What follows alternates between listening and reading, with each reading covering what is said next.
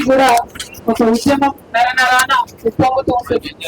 ఏ వ్యక్తి అయినా కష్టపడితే ఎవరన్నా ఇబ్బంది పెడితే వారు వెనక్కిపోయినటువంటి సందర్భాలు అనేక చూసినాం.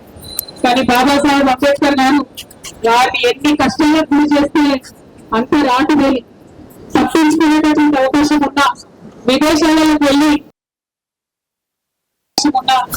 విదేశాలకు పోయి వివక్ష లేకుండా మారాజ్యంలో బతికే అవకాశం ఉన్నా, నేను ఒక్కరిని పక్కకి వెళ్ళిపోతే కాదు, నా జాతి ప్రజలందరూ కూడా విముక్తి జరగాలి.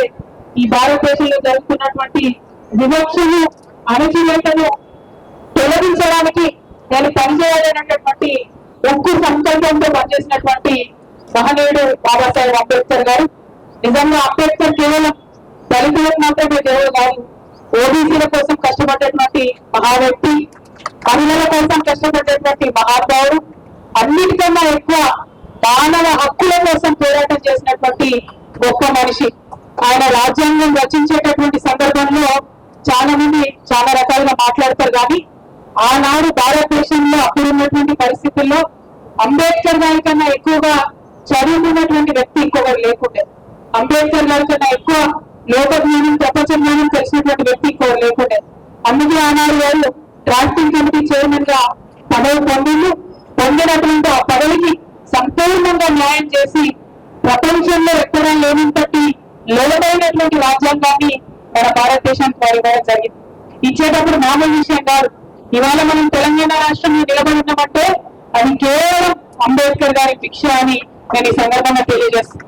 ఎందుకంటే ఒక పాట ఉంటుంది ఆర్టికల్ 3లో, మన పాపులేషన్ తక్కువ ఉన్నా, మన జనాభా తక్కువ ఉన్నా, మనం కోరేటటువంటి కోరిక న్యాయబద్ధం అయితే చిన్న రాష్ట్రాలు కావాలనేటటువంటి విషయాన్ని చిన్న సమూహాలు కోరుకుంటే కూడా దానికి అసెంబ్లీతో పని లేకుండా డైరెక్ట్ గా పార్లమెంట్ లో బిల్లు పాస్ అయితే చాలని వారు ఆర్టికల్ 3లో పొందుపరిచింది.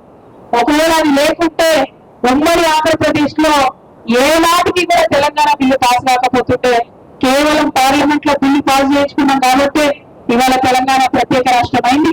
తెలంగాణ ప్రత్యేక రాష్ట్రం అయింది కాబట్టి మనందరం కూడా బాగుపడ్డాం, దేశంలో నంబర్ 1 గా నిలబడగలిగినాం అనేటటువంటి విషయాన్ని నేను మీ అందరూ కూడా గుర్తు చేస్తా ఉన్నా. మరి అటువంటి గొప్ప మహనీయుడు యొక్క స్ఫూర్తిని మనం నింపుకోవాలి. అనునిత్యం రేపటి తెలంగాణ డెవలప్మెంట్ లో కూడా ఆ స్ఫూర్తిని కాపాడుకోవాలని చెప్పి నేను కోరుతా ఉన్నాను. మరి మనం 125 అంబేద్కర్ జయంతి సందర్భంగా 125 అడుగుల అంబేద్కర్ ని నగర నడివీధిలో మనం నిలబెట్టుకోవడం జరిగింది.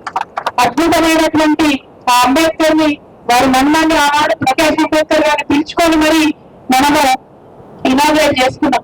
కానీ ప్రభుత్వం మారిన తర్వాత మరి మహనీయులను కూడా అవమానపరచడం అలవాటు అయిపోయింది. ఇవాళ మనం అడగంగా 2 ఏళ్లకు అంబేద్కర్ కు లైట్లు పెట్టింది. ఈ 2 ఏళ్ల తర్వాత ఇవాళ క్యాబినెట్, మంత్రివర్గం అంతా మరి దండ వేయడం జరిగింది. కానీ గమనించాలి, ముఖ్యమంత్రి పోలేదు, మిగతా అందరూ కూడా పోయింది. మరి ఇది కరెక్టా కాదా సమాజం మనం ఆలోచించుకోవాలి. ఎందుకంటే మహనీయులు గౌరవించుకుంటే మన గొప్పతనం పెరుగుతా తప్పితే తగ్గేది ఉండదు. కాబట్టి మేము డిమాండ్ చేసినాం, సీఎం గారు పోవాలి, క్యాబినెట్ అంతా పోవాలని.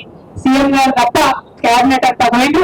డెఫినెట్ గా మన పోరాటాలకు, మన డిమాండ్లకు మెట్టు దిగి వచ్చిందని చెప్పి ఆలోచన చేస్తూ ఇంకా ప్రతి వారిని గౌరవించుకోవాలని ప్రభుత్వాన్ని నేను డిమాండ్ చేస్తున్నా. ఇవాళ మన మధ్య ఒక మంచి ప్రొఫెసర్ గారు ఉన్నారు, మన పీటీ మండలి గారు మీ అందరికీ తెలిసి ఉంటుంది. ఓబీసీ రిజర్వేషన్ లో వారు చేసినటువంటి సహకారంతోనే ఇవాళ దేశమంతా రిజర్వేషన్ వచ్చింది. మరి ఆ పీటీ మండలి గారు మనమరు సూరజ్ మండలి గారు అనుకోకుండా ఇవాళ అతిథిగా మన దగ్గరకు వచ్చినారు. మీకు అభ్యంతరం లేదంటే ఒక 2 నిమిషాలు మాట్లాడమని అడుగుతాం. చెప్పనా? జై భీమ్, जय भीम, जय तेलंगाना। सूरज मंडल जी से मैं रिक्वेस्ट करती हूँ आप 2 शब्द करें अम्बेडकर जयंती के बाद।